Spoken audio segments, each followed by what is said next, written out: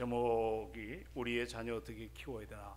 참 우리가 쉽지 않는 이런 숙제를 또 안고 우리 가정의 자녀들을 우리가 미래를 향하여 이렇게 여러 가지 교육과 사랑과 또 그들에게 희망을 주고 있는 그러한 참 우리가 삶의 연속적인 여정입니다. 특별히 가정의 달을 맞이해서 여러분의 가정에 우리 하나님의 크신 은혜가 넘치기를 주의 이름으로 축원을 드립니다.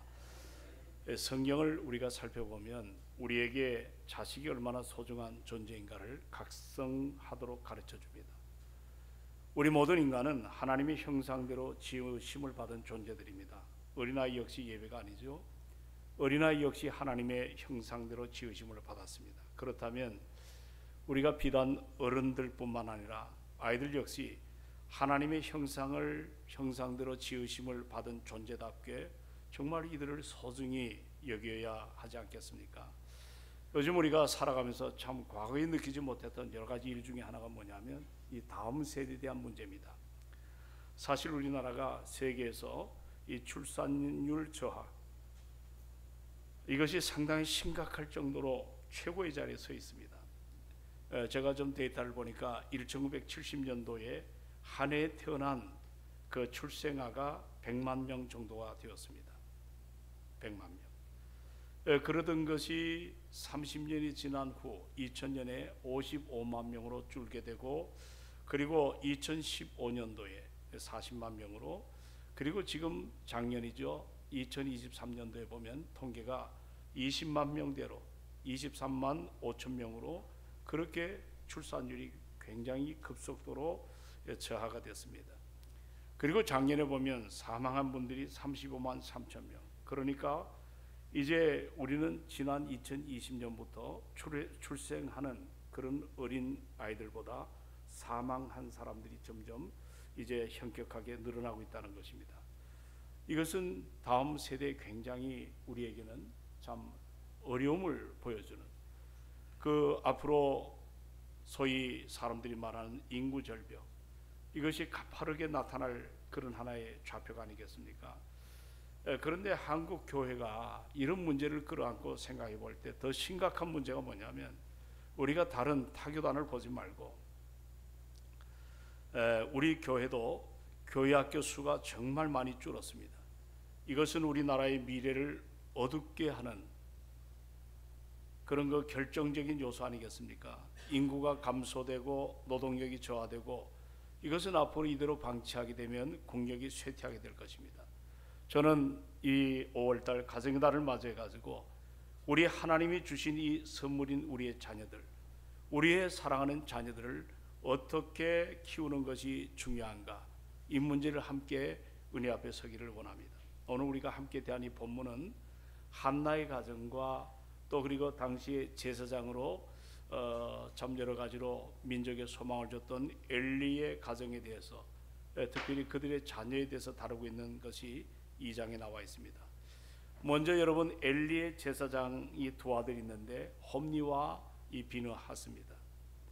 근데 성경 역사에 보면 이 홈니와 비느하스만큼 잘못된 자녀 정말 보기가 드뭅니다. 얼마나 불행한 자녀들인지 우리는 성경을 통해 알 수가 있습니다. 엘리는 사무엘 선지의 스승으로서 이스라엘의 제사장으로 40년을 봉직을 했습니다. 그런데 그와 그의 자녀들은 말년에 인생이 너무나 비참하고 이 비극적입니다. 두 아들은 이스라엘이 그 블레셋과의 전쟁에서 나가 전쟁하다가 둘 다 한날 똑같이 전살하게 됩니다.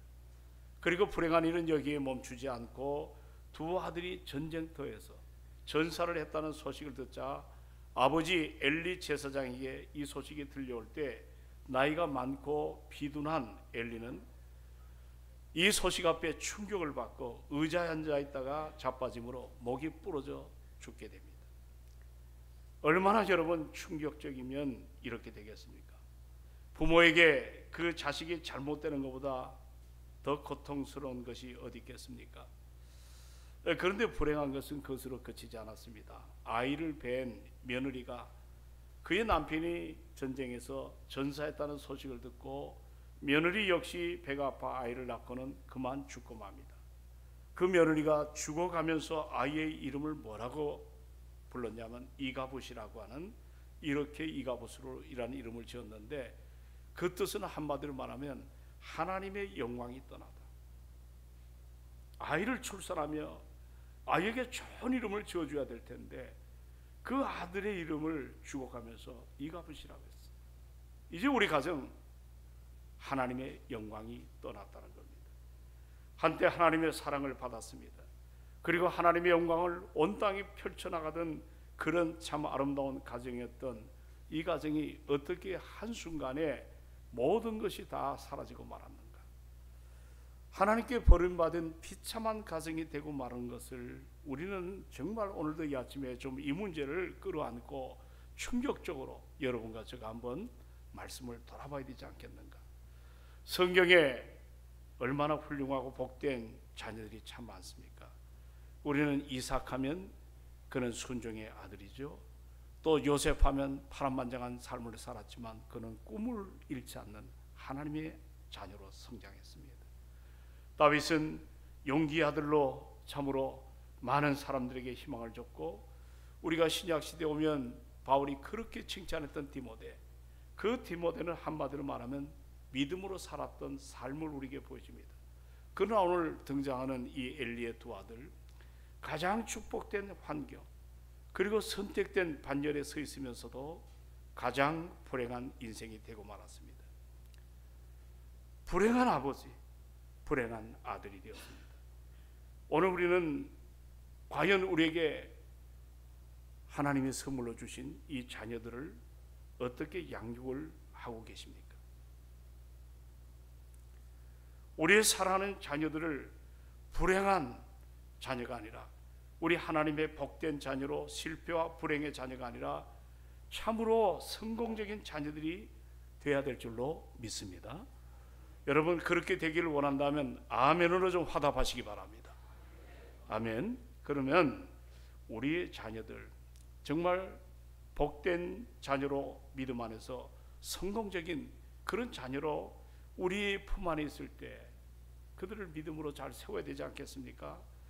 오늘 여기 본문에 보시면 우리의 자녀들에게 우리가 가져야 될 사명이 있어요. 부모가 이 땅에 머무는 동안에. 그것은 다른 것이 아닙니다. 우리의 자녀들을 하나님을 존중히 여기도록 만들어줘야 됩니다. 하나님을 존중히. 오늘 한 절을 봤어요. 사무엘상 2장 30절을 봤는데 이 구절이 짧으니까 담당하는 목사님이 이 구절이 어떻게 된 거냐 물어봤는데, 이 구절 하나에 이 시대가 다 녹리고 있습니다. 본문에 보시면 하나님은 우리를 정말 사랑하세요. 택한 백성을 얼마나 사랑하는지 모릅니다. 근데 오늘 하나님의 아픈 마음이 드러나고 있어요. 그렇게 언약의 백성으로 이들을 축복하고 인도하기를 원하셨지만 엘리 가정을 보니까 우리가 창세기 6장에도 사람을 지은 것을 후회했다 그랬거든요. 그런 구절이 있죠.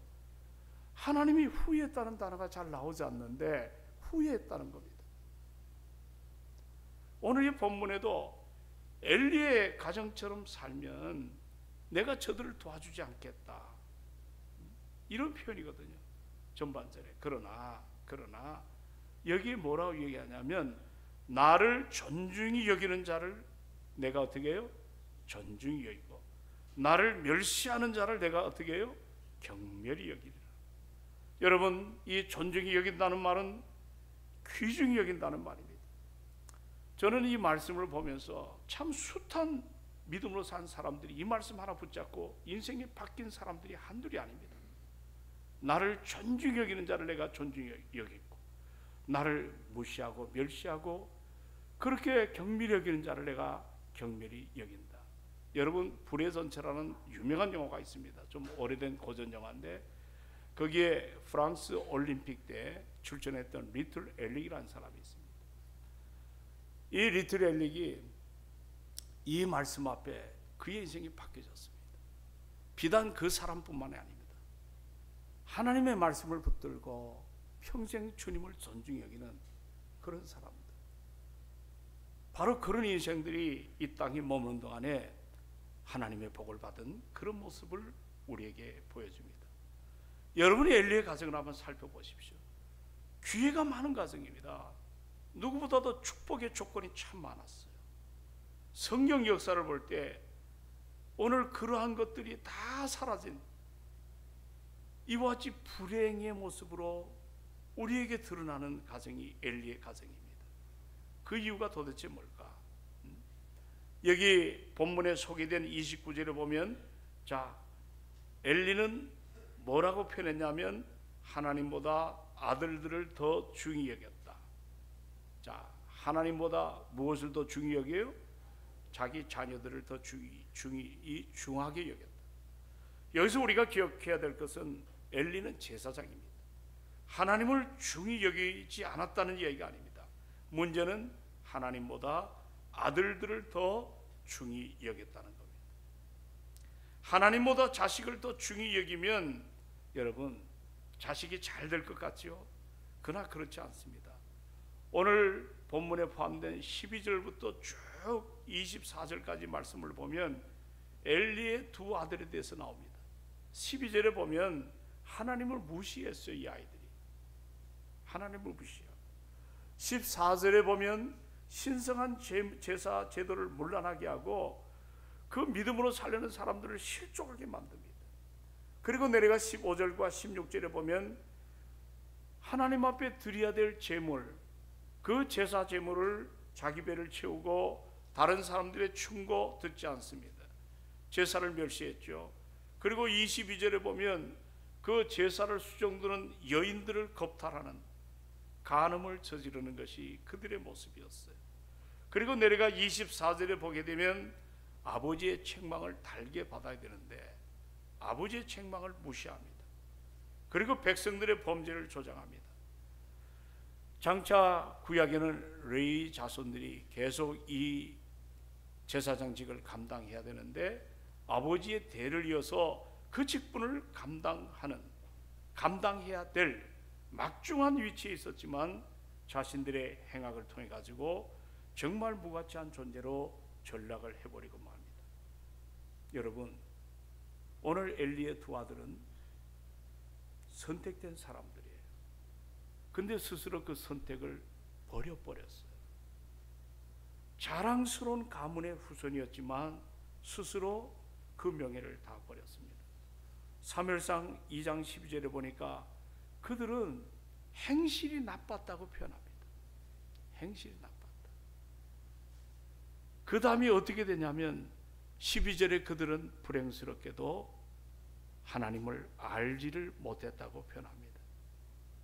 하나님을 알지 못했다. 엘리가 아버지 된 입장에서 자식들의 신앙교육을 함에 있어서 실패를 했다. 하나님에 대해서 제대로 가르치기를 않았습니다. 믿음이 있어야 된다는 것을 교육하지를 않았다는 말이죠. 가르치지 않았는데 여러분, 신앙이 있을 리가 만무하지 않습니까? 우리는 교육학에서 보면 이런 얘기들을 많이 합니다. 문제 자녀 뒤에는 반드시 문제 부모가 있다. 참 우려선 부담스러운 메시지죠. 부모에게 문제가 있기 때문에 문제아가 생긴다는 말입니다. 문제 아버지 엘리가 있었기 때문에 패역한 일을 저지르는 홈리와 비느하스가 생긴 것입니다. 엘리는 하나님보다 자식을 더 사랑했고 그 자녀를 우상화했습니다. 자식을 책망할 때 책망하지 않고 오히려 관대하게 대했고 자식의 그 신앙 교육을 너무 소홀히 여겼어요. 하나님을 존중히 여기지 않았습니다. 여러분, 갈라디아 6장 7절에 보니까 스스로 속이지 말라. 하나님은 업심여김을 받지 아니하시나니 사람이 무엇을 심든지 그대로 뭐예요? 거둔다 그랬습니다. 엘리의 두 아들 악행을 저질러서 하나님의 진노를 받게 되고 다시는 내가 저들을 복을 주지 않겠다고 하는, 주님이 얼마나 마음이 상했으면 그런 자리까지 서게 되었습니까? 그런데 바로 이 동시대에 여러분 한 가정이 등장합니다. 그게 바로 여러분 한나의 가정인데, 우리가 성경을 쭉 보면 한나는 기도하는 어머니예요. 자식의 장래를 하나님께 맡깁니다. 사무엘상 1장 11절에 보면 한나가 불임 여성입니다. 아이를 갖지 못합니다. 그럴 때 기도 제목이 있어요. 실로라고 하는, 지금 말하면 예배당이죠. 거기에 나와가지고 하나님 앞에 간구하는데, 만군의 아버지 하나님, 만일 여종의 고통을 돌아보시고 나를 기억하사 주의 여종을 잊지 아니하시고 주의 여종에게 아들을 주신다면 내가 나의 평생에 그 아이에게 머리에 삭도를 대지 않겠습니다. 그리고 하나님께 드리겠다고 하는 서원 기도를 합니다. 여러분, 한나는 아이가 없어요. 낳을 수가 없어요. 불임 여성입니다. 그러나 우리가 신앙이 뭡니까? 주님을 바라보는, 무에서 유를 창조하시고 없는 것을 있게 하시며 최악의 것을 최상으로 이끌어 가시는 분이 우리의 하나님이십니다. 아멘 합시다. 우리가 너무 이성적으로 돼. 교회도 보면 너무 이성적이에요. 신앙이 없어요. 여러분, 우리 옛날에 표를 하나 붙여놨잖아요. 인간의 끝은 뭐라 그랬어요? 하나님의 시작이다. 인간의 끝은 하나님의 시작이에요. 우리가 인생을 살면서 뭔가 쥐었다 폈다 하는 거 많지만 우리 삶 속에 안 되는 것들이 얼마나 많습니까? 오늘 한나는 정말 하나님 앞에 엎드려서 불임으로 고통당하는 가족의 새로운 참 남편이 후처를 맞아들였는데 멸시와 천대를 받는 가운데 오늘 실로에 와가지고 그가 술 취한 듯 미친 듯 하나님 앞에 기도하지 않습니까? 이 기도는 불임의 아픔을 가졌던 한나의天문을 열게 되고 마침내 그 한나가 낳은 아이의 이름이 사무엘입니다. 여러분, 사무엘이라는 말은 엘은 하나님이죠. 하나님이 들으셨다. 하나님께서 이 불행한 한 여인의 기도를 받으시고 한 시대를 새롭게 만드는 사무엘을 그 가정에 선물로 주셨습니다. 여러분, 사무엘 한 사람이 세상을 바꿔놨다. 우리는 오늘도 살아가면서 여러분의 자녀들 좀 이렇게 믿음으로 한번 키워볼 소망이 없겠습니까? 우리가 참으로 여러분에게 누차 말씀하지만 깨어 기도하는 그 한 사람이 얼마나 중요한지, 기도를 통해 하나님과 우리 먼저 통해야 됩니다. 깨어 기도하는 한 사람이 있기 때문에 그 한 사람이 섬기는 가정이 회복이 되고 그 사람이 시대를 바꿔놓을 수가 있습니다. 기도하는 여인의 영향력은 말로 다 표현할 수가 없는 거예요.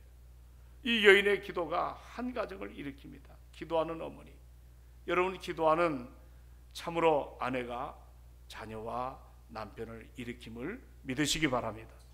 그렇다면 우리가 여기서 한 가지 정리 한번 해봅시다. 우리 인생, 우리의 삶을 풀어가는 분이 누구시죠? 여러분 자신입니까? 내가 이렇게 이만큼 노력하고 남들 잘 때 안 자고 내가 정말 출세해서 여기까지 달려왔다. 여러분 자신에 대한 소망이 있나요?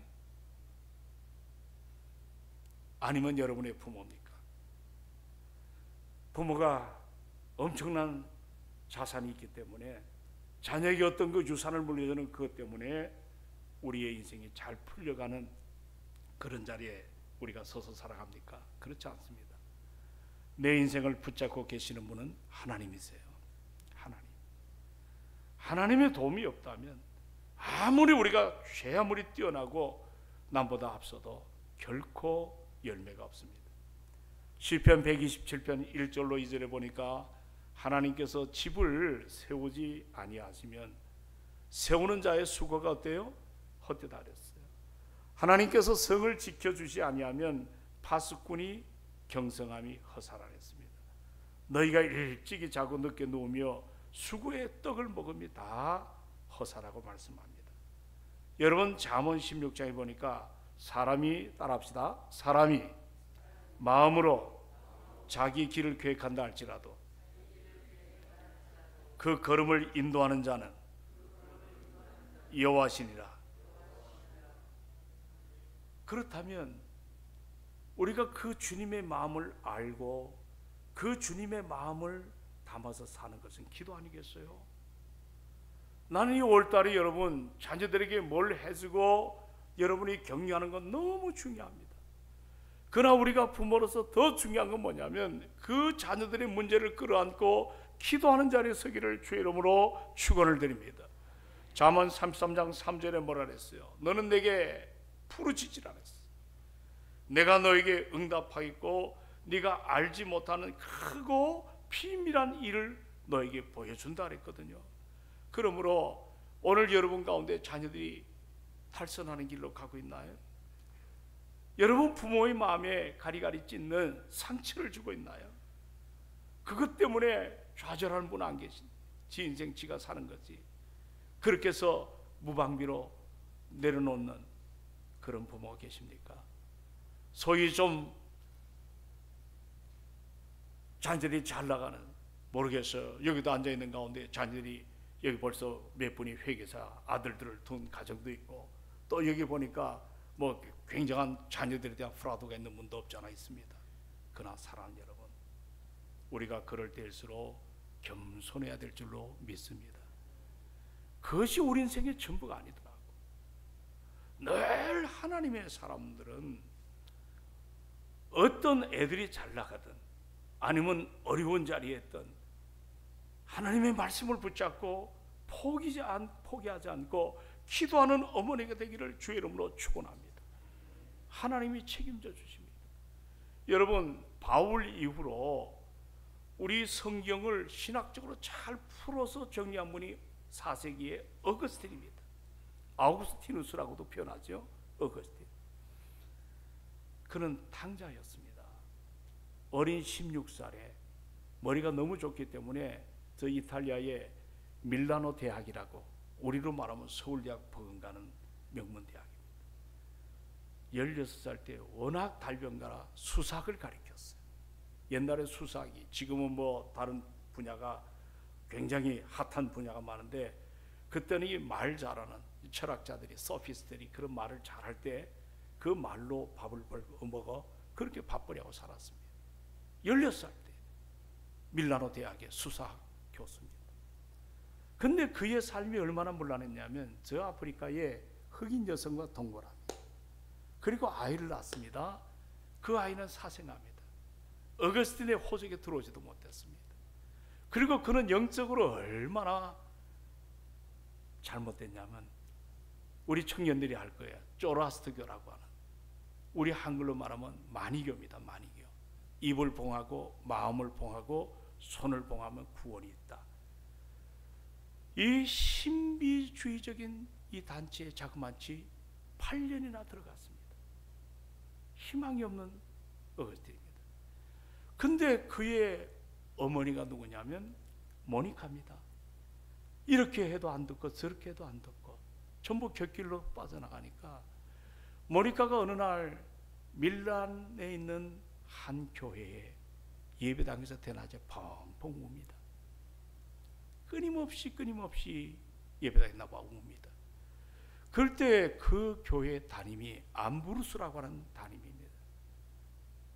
그는 당시 밀란에 시장을 했던 사람인데 너무 신앙이 좋아서 시의회에서 이분을 목사로 안수했는데, 놀라운 사실은 세례를 안 받았어요.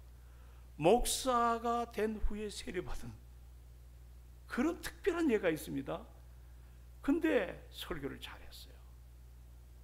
근데 그 교회에 그 여인이 펑펑 울며 기도할 때 암브로스가 어느 날 여인의 어깨를 기도합니다. 여인이요, 눈물로 기도한 자식은 망하지 않습니다.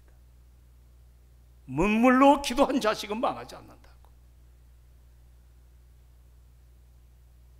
모니카의 그 눈물의 기도는 아들을 바꿔놨습니다. 여러분, 포기하지 마십시오. 믿음으로 자녀들 다 집합벌이하고 지 인생 지가 할 텐데 천만에요.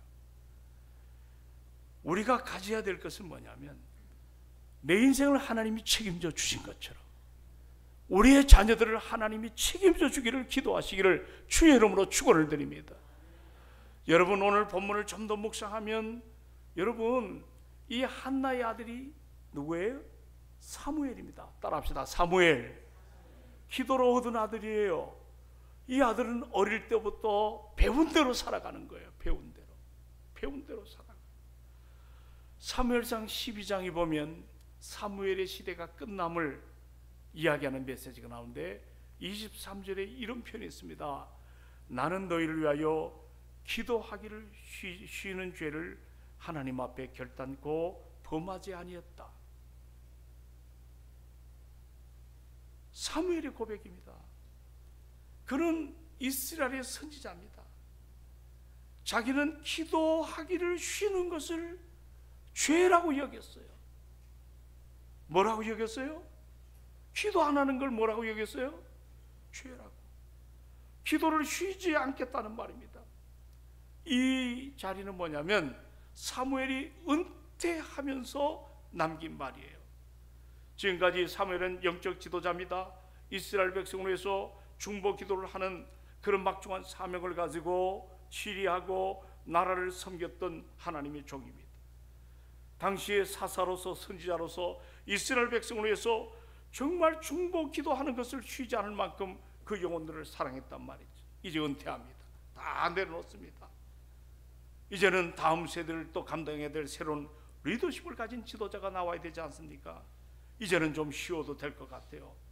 그런데 오늘 보니까 사무엘은 내가 은퇴를 한다 할지라도 나는 기도하기를 쉬는 죄를 하나님 앞에 결단코 범죄하지 않겠다. 기도 안 하는 걸 그분은 죄라고 표현하는 것들을 보게 됩니다. 저는 오늘 말씀을 생각하면서 그런 생각해 봤어요. 왜 우리가 기도를 쉬지 말아야 될까? 왜 이렇게 강단에서 여러분에게 기도하자고 그렇게 여러분에게 말할까? 알바를 하면 더 돈도 벌고 여러 가지 미래 가치에서 요즘에 정말 뭔가 머리를 조금 쓰면 뭐가 달라지는 것도 참 많지 않겠어요? 그러한 시대 앞에 왜 사랑하는 여러분 기도를 쉬지 말아야 될까? 결론은 그겁니다. 우리는 하나님의 도움이 없이는 살아갈 수가 없습니다. 하나님의 도움이 없이는 우리는 살아갈 수가 없어요. 오늘 이 아침에 이걸 좀 깊이 생각해 보십시오. 지난날 이스라엘 백성, 요즘 우리가 약속의 땅을 향하여 계속 묵상하잖아요. 그 광야, 끝도 없는 목표가 보이지 않는 광야를 행군할 때 그들은 하나님의 도움이 없다면 한순간도 버틸 수가 없습니다. 그래서 그들은 기도하지 않을 수가 없었습니다. 우리가 이 시대에 다음 세대가 소멸돼가는 이런 통증, 어느 경제학자가 2050년도면 대한민국이 끝장난다고 합니다. 지금의 통계학적으로 보면 그럴 수도 있을 것 같아요. 그러나 그는 인간의 생각이지. 정말 불편한 시대에 우리가 여러분도 저도 살아갑니다. 우리 자녀들이 옛날 같지가 않습니다. 주변의 여러 가지 환경이 아이들을 순간순간 바꿔놓고 우리 부모가 가진 신앙은 그들에게 있어서는 꼰대처럼 여겨집니다. 들으려고 하질 않습니다.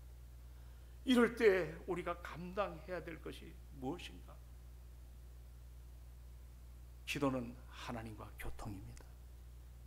아멘이십니까? 기도는 하나님과 교통이에요. 나이 많은 권사님들이 몇몇 앉아가지고 엎드려 기도하는 것이 기도가 아닙니다.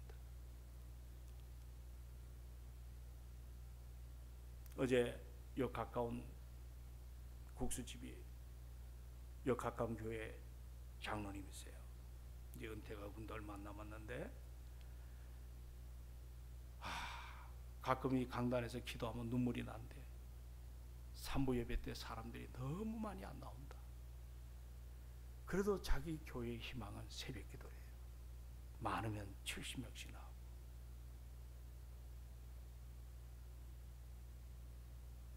멀리서도 옵니다. 은혜에 대한 열망이 있어요.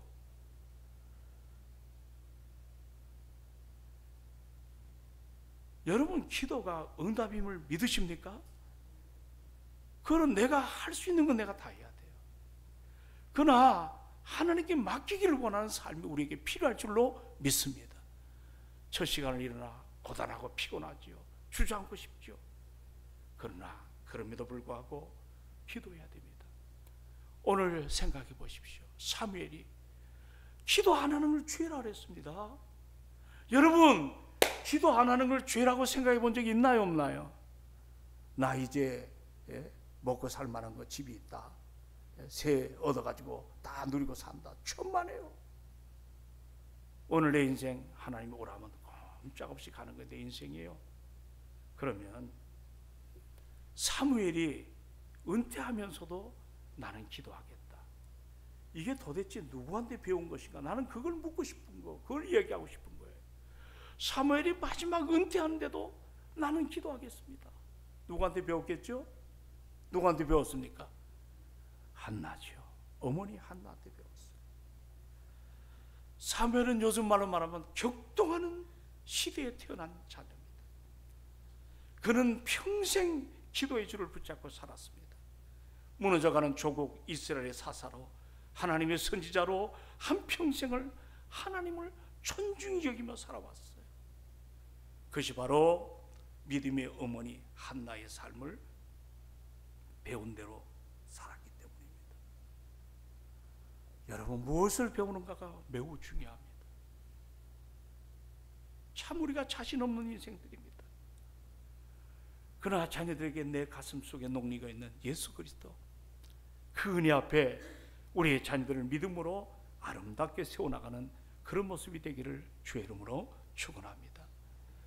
나를 존중히 여기는 자를 내가 존중히 여기고, 나를 경밀히 여기는 자를 내가 경밀히 여기리라. 오늘 우리는 어떤 경우에도 우리의 자녀들이 하나님을 존중히 여기고 하나님을 경외하는 자녀로 세워나가겠다, 이런 자세를 포기하지 않기를 주의 이름으로 축원합니다. 자식의 장래 하나님의 손에 달려 있습니다. 그러므로 우리는 이렇게 말할 수 있습니다. 자식의 장래, 따라합시다. 자식의 장래, 자식의 장래, 기도하는 부모의 무릎에 달려 있다. 여러분이 자녀를 아무리 잘 키우고 싶어도 얼마나 잘할 수 있겠습니까?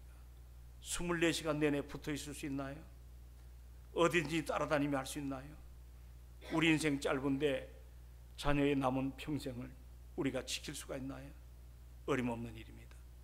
그러므로 뒷바라지를 하고, 정말 기도의 뒷바라지를 하지 못하면, 모든 뒷바라지 다 하더라도 기도의 뒷바라지를 못하면 우리는 어리석은 부모가 될 수밖에 없습니다. 우리가 좀 모든 게 다 부족해도 여러분 기도하십시다. 기도의 뒷바라지가 일어나기를 주의 이름으로 축원합니다. 오늘 어린이 주일, 여러분 누가 그러더라고, 애들 장난감이 50만 원이네. 그 정도는 사줘야 애들이 감동 먹는데,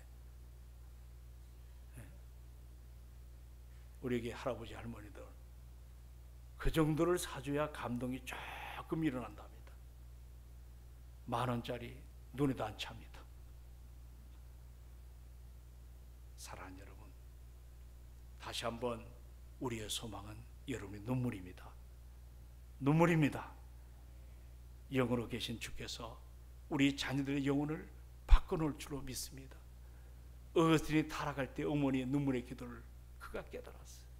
어느 날 자기 친구 집에 머물 때 서재 있는데 라틴말로 톨레 레게네 톨레 레게네, 취하여 읽으라 취하여 읽으라. 밖에서 애들이 우리 옛날 고무줄 장난 있잖아요. 그 노래하면서 불렀던 동요입니다.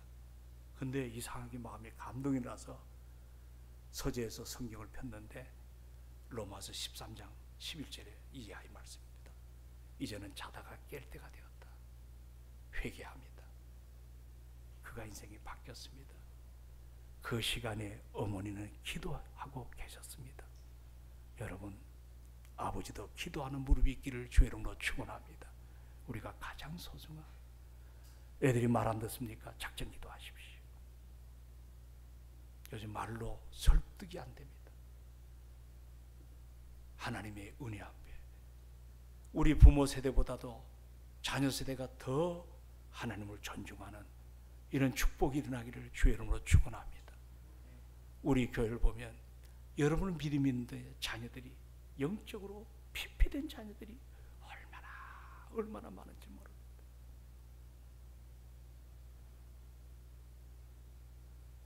말씀을 맺습니다. 따라합시다. 나를 존중히 여기는 자를 내가 존중히 여기고, 나를 멸시하는 자를 내가 경멸히 여기리라. 이 말씀을 놓치지 않고 우리 가정의 달에 한번 다 나와 엎드리고, 오늘 저녁에도 가족과 함께 좀 저녁에 나오셔서 이렇게 좋은 잔치를 만드는데 하나님의 은혜 앞에 우리 모두가 말씀의 응답을 받고 새로운 변화가 우리 가정 안에 일어나기를 주의 이름으로 축원합니다. 기도합시다.